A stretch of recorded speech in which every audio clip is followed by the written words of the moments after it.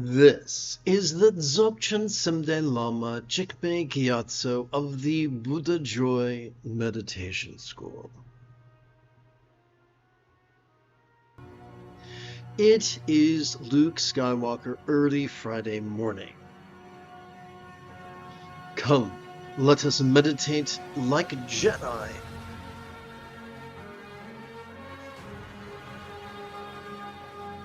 After we chant the first quarter of the Opus Magus, known as the vast space of Vajrasattva, or Dorje Sampan Namkache in Tibetan. It is composed by, or was composed by, the great Buddhist reformer Prahe Vajra of the Swat Valley, whom the Tibetans refer to as Garab Dorje. So real quick, while it's on my the forefront of my mind, I'm going to do a quick edit.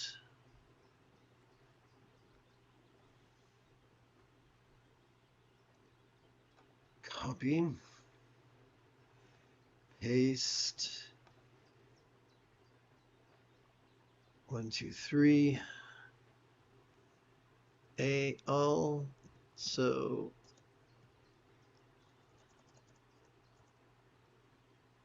let's see. Dorje Sempa Nam Kache.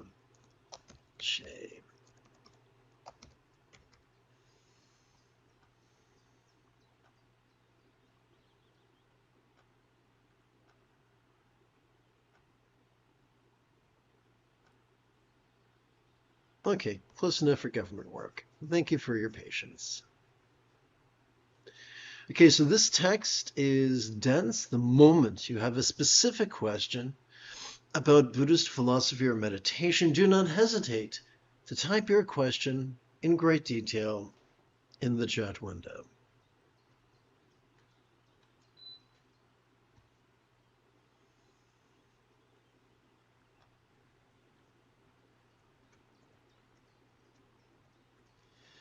The vast space of Vajrasattva, the all-good expanse of the field of reality. This is an all-releasing, this and pure modality, uncreated, unceasing, and unthinking.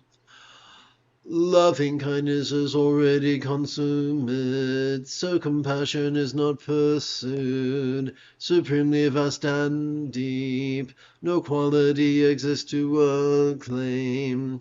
Intentions unstirring from their own nature, through non-action or released and activate release.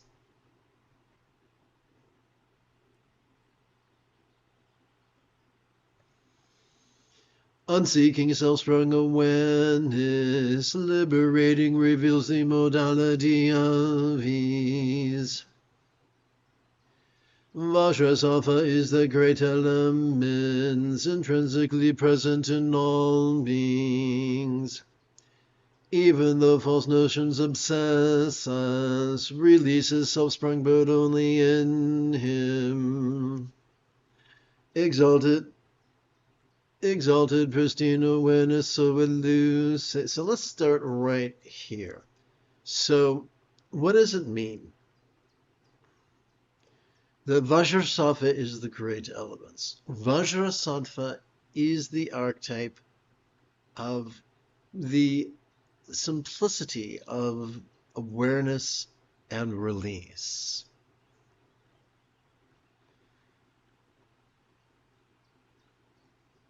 Whatever comes up as we go through life, be it external or internal, physical or mental, pleasurable or painful, interesting or boring, glorious or grotesque, it is not our job to reach for them or repress them. It's our job to simply notice and relax in harmony with our respective inhalations and exhalations. That is how we make peace with the slings and arrows of outrageous fortune.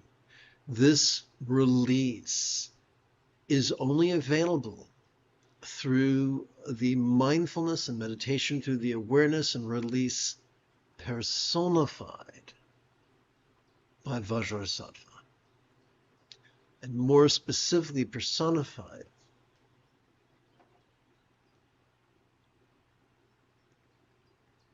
by the Vajra and the Ganta held by Vajrasattva. Exalted pristine awareness so elusive can be accomplished through means and insights. Although these appear as so poetic extraneous fiction, only real pleasure arises only spontaneously.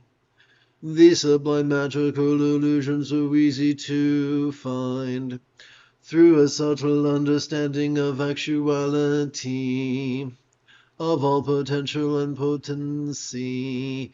It instantly emerges by itself. Good morning.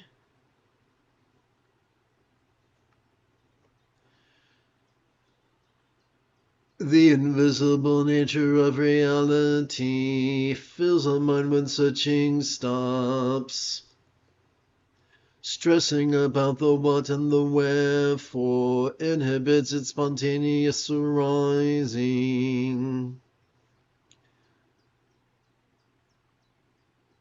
Each of us has an amygdala, which serves as the seat of anxiety and aggression. From a survival point of view, it serves us well.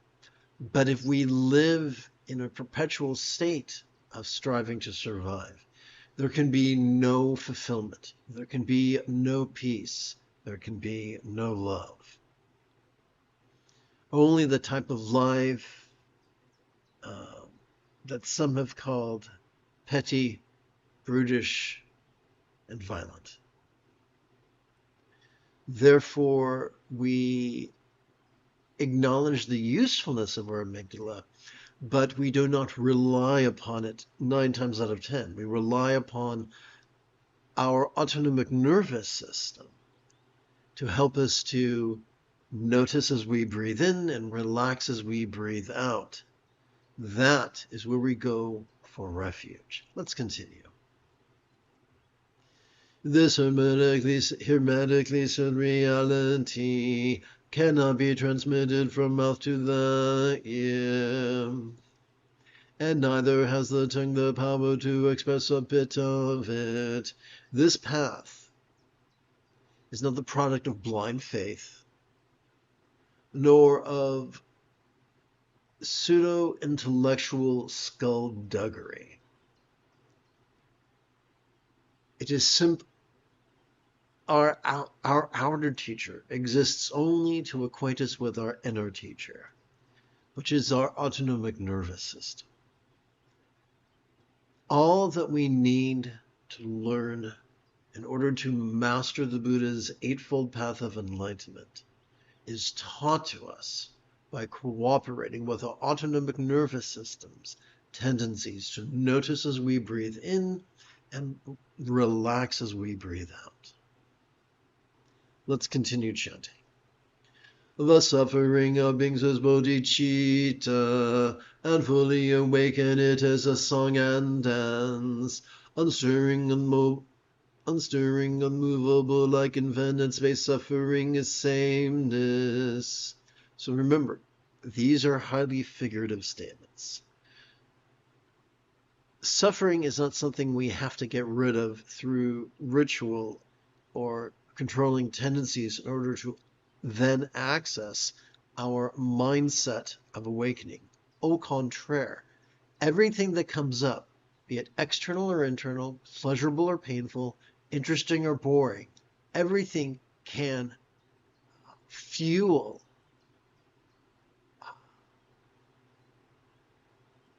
our fire of awareness, or noticing and relaxing. Although be it sometimes it is a slog and sometimes it is a dance. But both are useful.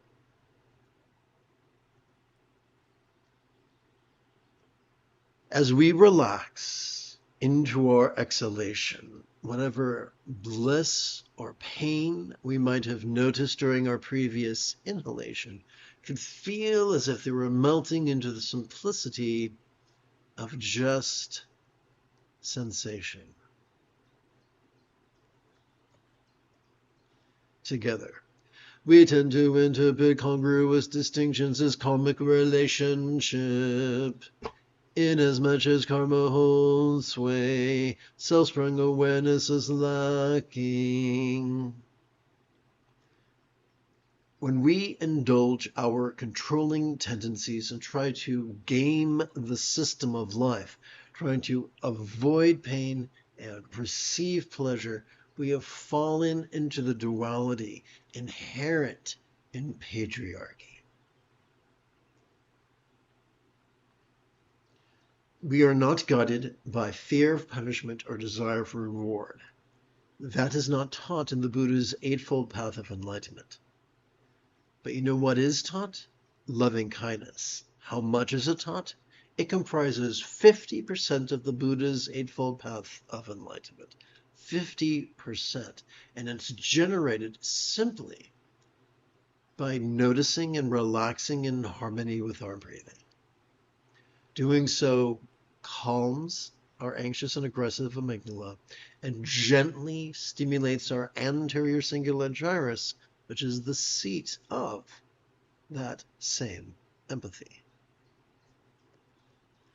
The soul cause the only condition is immutable, and never originating, it can never be destroyed. So, as long as we're alive, our central nervous system is all we need for us to master the Buddha's path, for us to be the loving and peaceful people that our dogs already think we are. This timeless primordial pure essence of mind, speculative thought forms cannot affect speculative thought forms cannot affect basic spaciousness, no matter how confused we become. Awareness and release are always as close as our next breath. Together, concentration in its finest form is non-reflective in its very nature. As unreflected, unaltered experience, pristine awareness arises in thought itself.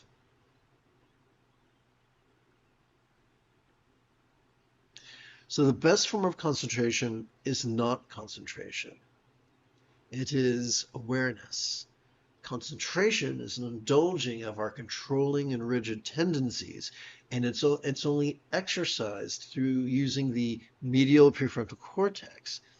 Mindfulness is vulnerable, passive, visceral, random, and fleeting, and it is accessed in reliance upon the hub of our sympathetic nervous system found in the middle bit of our spinal cord. So opposite ends, arguably, of our central nervous system.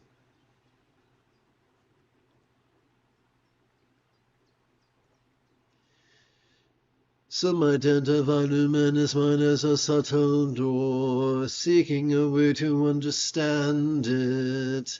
They focus on the voidness of the mind stream, as if it is contrived, it is conceptual meditation. There's nothing to force. In fact, the path is by, here's the thing. We can have a choice as we go through life. We can continue to exhaust ourselves by actively competing against our own autonomic nervous system, or we can passively cooperate with it. All we're doing is we sit in meditation, or stand in meditation, or walk in meditation, or lie down in meditation, or even make whoopee in meditation, is getting out of our own way and letting our body already notice as we breathe in and already relax as we breathe out. That's all. It's just that simple. Let's continue. Some believe that by designating cause and effect, both virtue and vice are clearly defined, and the mundane world is transcended. However, so-called moral discrimination is duality's supreme presumption. Now, this is really, really scary, because patriarchy, one of the many lies of patriarchy is meritocracy and punishment. It's more of a propaganda than it is a truth. But those below the law are enthusiastically punished by those who think themselves above the law. We see that time and again.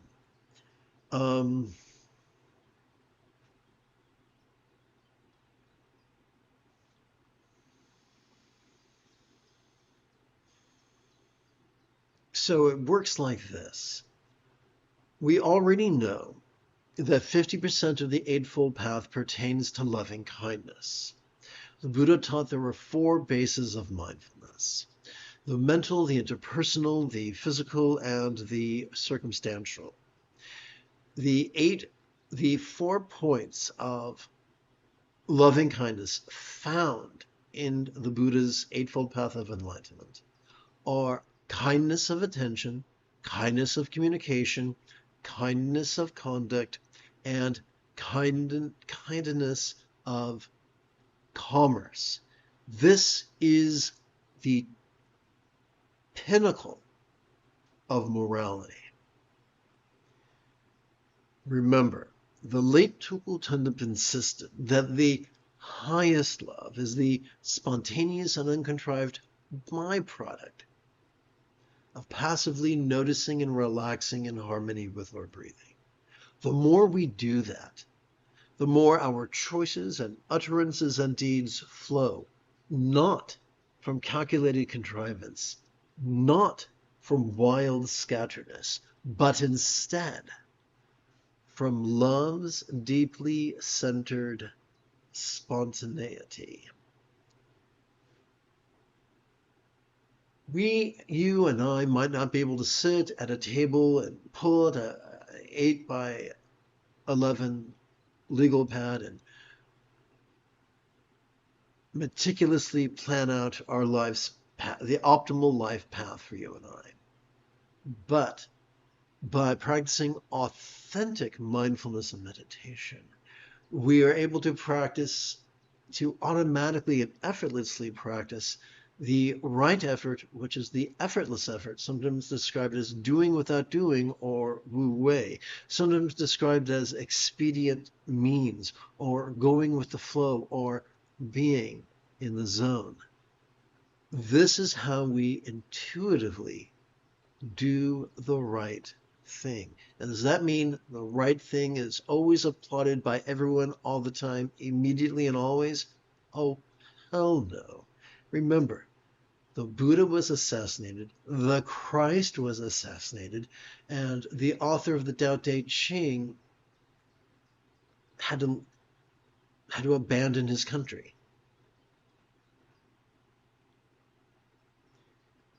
Not everyone is going to agree with what we do. No matter what we do, we're going to be criticized either way. No matter what we say, we're going to be criticized either way. No matter how we say it, we're going to be criticized either way. There's a story told about a man who and his son bringing a mule to market. And at first, the man and the son walked by the mule, and he was criticized for abusing his son by not letting the son ride on the mule, so he put his son on the mule. And then he was criticized for abusing the mule by having his son ride upon it. No matter what we do, the fools will always find fault with us. Popular acclaim is not the test of our ethics. The test of our ethics, I think, I'm not sure.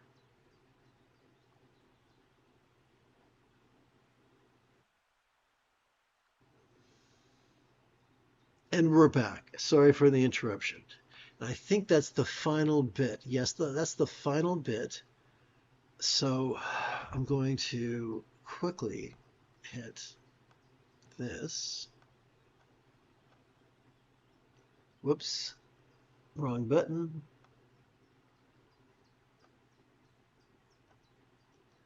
See if that doesn't fit on the screen.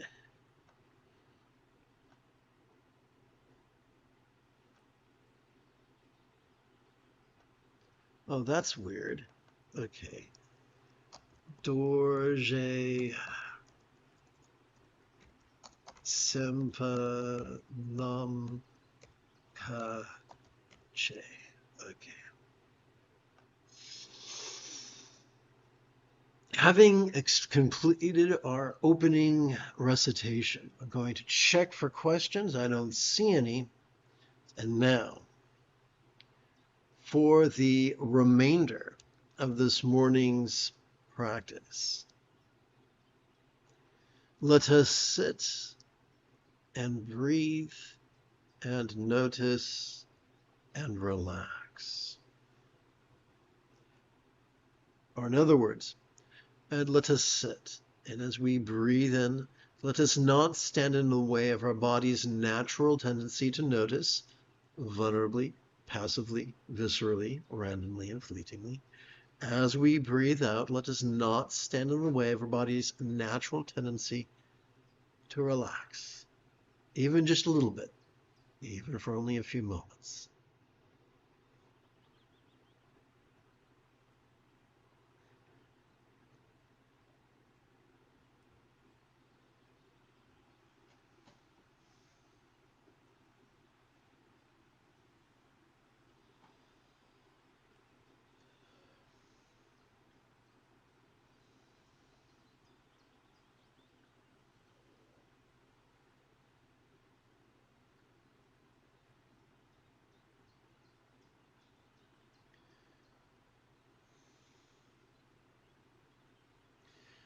So for the next, let's see, 55 minus 20 is 35.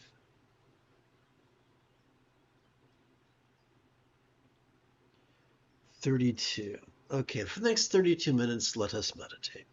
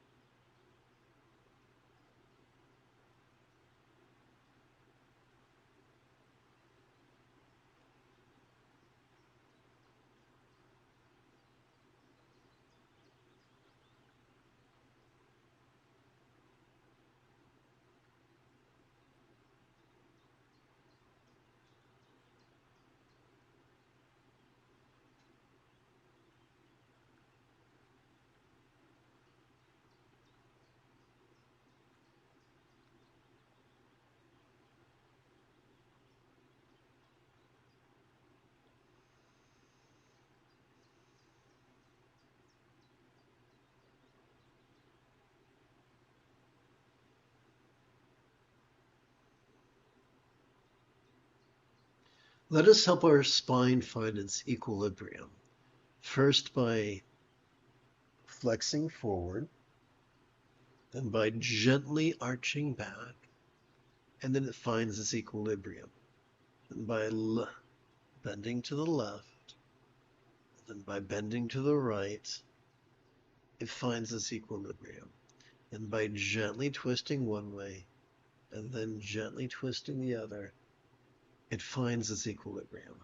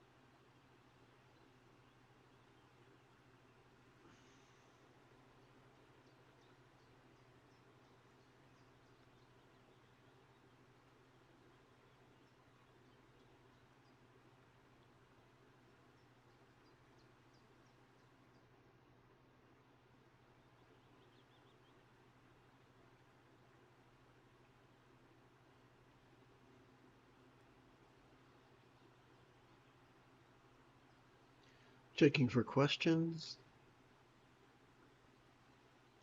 Checking for questions.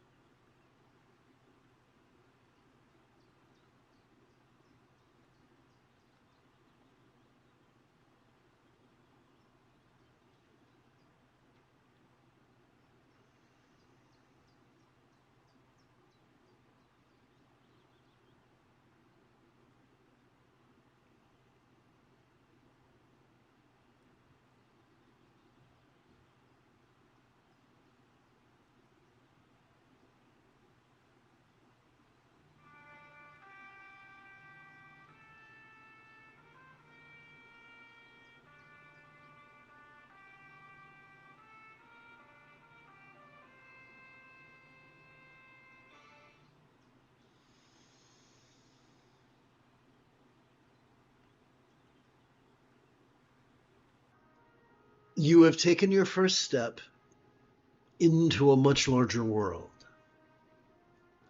If you feel that I have earned it, you could give this live stream a thumbs up. You could even help support this channel.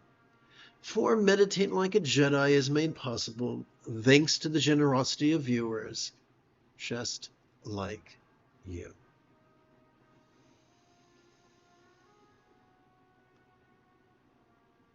In approximately 11 hours, I would very much like to return to lead today's dusk recitation, explanation, and practice of meditating like a Jedi.